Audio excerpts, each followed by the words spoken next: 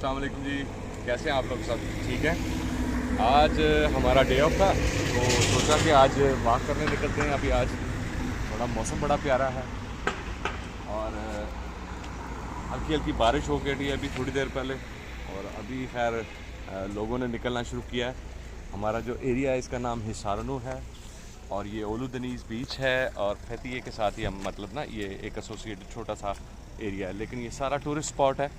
और यहाँ पे आपको ये दिखाते हैं, ये सारी शॉप्स बनी हुई हैं यहाँ पे हर चीज़ की मतलब ब्रांडेड सारी चीज़ें यहाँ पे आपको मिलती हैं।